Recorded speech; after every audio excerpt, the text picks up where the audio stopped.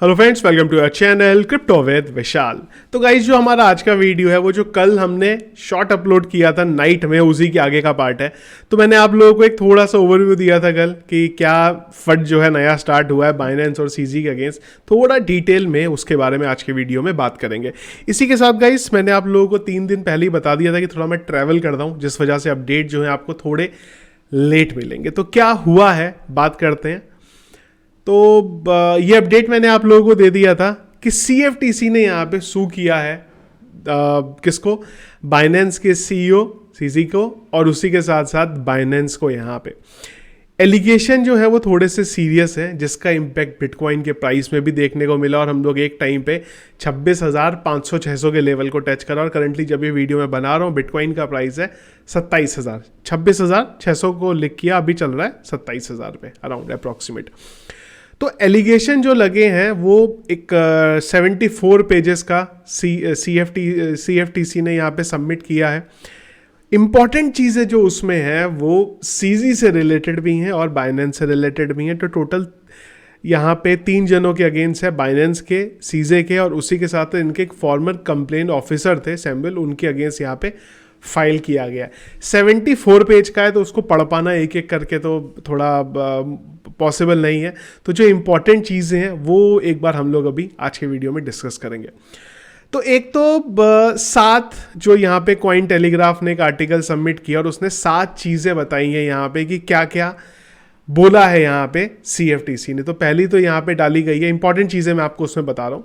तो यहाँ पे सीजे का जो फ़ोन है वो वाज एक्सेस, तो ये बेसिकली ना रिलेटेड है मैसेजिंग ऐप से, सिग्नल से। थोड़ा सा डिटेल में अभी इसको हम लोग बात करते हैं। दूसरी जो यहाँ पे चीज़ आई है टेररिस्ट एक्टिविटीज़। अब टेररिस्ट एक्टिविटीज़ आप जानते ही हैं भाई, कुछ भी अगर पैसा इधर से उधर जा रहा है क्रॉस बॉर्डर, तो वो कई जगह पे मनी लॉन्ड्रिंग और पैसे से जो चीज़ें आ जाती हैं। One man at the top, हम लोग जानते हैं सीजी जो है वो टॉप लेवल पे उसको मैनेज कर दें। और ये एक इम्पॉर्टेंट चीज़ आई है VIP प्रोग्राम पर्क, इसको भी अभी हम लोग बात करते हैं। अगला तो यही है कि जो भी हमारे रेगुलेशंस थे US में, उसको आप लोगों ने तोड़ा है यहाँ पे। तो कुछ चीज़ें जो निकल के आई हैं वो ये आई है। एक तो ये कि बाइनेंस ने यहाँ पे सिग्नल, WeChat और टेलीग्राम का ये यूज़ करते थे कम्युनिकेशन के लिए। तो इसमें इन्होंने बताया है कि कुछ इनके कस्टमर थे, 300 के करीब बोला जा रहा है कि कस्टमर ऐसे थे जो बाइनेंस में ट्रेडिंग करते थे, और उनका कहीं ना कहीं बाइनेंस और सीजे से ही लिंक था। और यहाँ पे ये लोग आपस में ये जो चैट्स हैं इनका यूज़ करते थे, और ये चैट का ऑटो डिलीट फंक्शनलिटी का यूज़ करते थे। मतलब एक बार पढ़ा उसके बाद अपने आप वो वहाँ पे डिलीट हो जाएगा। एक बहुत इंटरेस्टिंग चीज़ मुझे ये भी लगा यहाँ पे जब ये आर्टिकल मैंने पढ़े, अगर इनको ये ऐप ही यूज़ करना था तो ये खुद से एक ऐप बना लेते। कोई ऐप बनाना कोई बहुत बड़ी बात तो है नहीं, एक कम्युनिकेशन के लिए ऐप बना लेते, उसका डेटा तो आप ही के पास है, जब चाहे डिलीट कर लो, आपको ये सब ऐप भी यूज़ करने की ज़रूरत ही नहीं थी। खैर, पर एलिगेशन यहाँ ज़रूर लगे। तो ये 2 चीज़ें आ गई। एक तो VIP प्रोग्राम करीब 300 लोगों के लिए इन लोगों ने चलाया था, और इसमें इंपॉर्टेंट चीज़, और ये एलिगेशन बहुत सीरियस है क्योंकि एलिगेशन के अकॉर्डिंग बाइनेंस वो यूज़ कर रहे हैं, और वो बाइनेंस के ही हैं एक तरीके से। तो जो भी उस प्लेटफॉर्म पे होने वाला है वो उन लोगों को पहले से ही पता है। लेट्स से फ्यूचर का अगर मार्केट गिराना है, मार्केट उठाना है, उनको ऑलरेडी पता है। तो ये चीज़ों को वहाँ से घुमा सकते हैं। तो यही 2 चीज़ें यहाँ पे बार बार जो है मेंशन करी गई हैं, जो मैंने आप लोगों को यहाँ पे बताया। एक तो VIP प्रोग्राम के तहत, और दूसरा एक यहाँ पे जो सीजे के जो फ़ोन के बारे में यहाँ पे आई है। अगेन अगर ये चीज़ें प्रूफ होती हैं तो ये थोड़ा सा इशू जो है क्रिएट कर सकती हैं बाइनेंस के लिए। अब इंपॉर्टेंट ये है, बाइनेंस के लिए इशू क्रिएट कर रही है, लेकिन आपको ये समझना पड़ेगा बाइनेंस आज की डेट में बहुत बड़ा प्लेटफॉर्म है। और अगर बाइनेंस पे कुछ इशू क्रिएट होता है और बाइनेंस बंद होता है, अगर इन सब अपडेट की वजह से, पर्सनली मेरा मानना नहीं है बंद होगा, पर अगर बाइनेंस बंद होता है उसका इम्पैक्ट बहुत बहुत बहुत बड़ा क्रिप्टो मार्केट पे पड़ सकता है। हम लोग एक शायद 2018 में जो हम लोगों ने क्रैश देखा था, शायद उससे भी खतरनाक क्रैश देखने को मिल सकता है। लेकिन अगेन मेरा मानना नहीं है बाइनेंस यहाँ पे बंद होगा। हम लोगों ने इंडिया में भी बहुत सारे इशू देखे हैं, एक्सचेंजेस के अगेन मनी लॉन्ड्रिंग का हो रहा है, ED रेड मार रही है, पर कभी चीज़ें होती नहीं है। तो ईजिली बाइनेंस मेरा मानना है यहाँ से निकल जाएगा। सीजे ने ट्वीट भी कर दिया था उनका, ये मैंने आपको बताया भी था, उनका एक ही काम रहता है, फोड़ लिखना, भाई इग्नोर फट करो। अब एक और इंटरेस्टिंग चीज़ जो मैं सोच रहा था, शायद आप लोग भी सोच रहे होंगे, एक कमेंट बॉक्स में बताइएगा। भाई सीजे ने जनवरी में ये ट्वीट डाला था कि इस साल इन चीज़ों से आप दूर रहना, फोर का मतलब था इनका इग्नोर फंड। अब क्वेश्चन ये है कि जनवरी में ही सीजे को कैसे पता चल गया था कि भाई बाइनेंस के अगेन बहुत सारे फंड इस साल होने वाले हैं, पहले इतने फंड हम लोगों ने सुने नहीं है, या फिर उनको ये चीज़ पहले से ही पता थी कि यूएस के अंदर बहुत सारे जो रेगुलेशंस बॉडी हैं वो ऑलरेडी क्रिप्टो के पीछे पड़ी हुई हैं, क्योंकि ये सारी की सारी उसी के तहत हो रही हैं।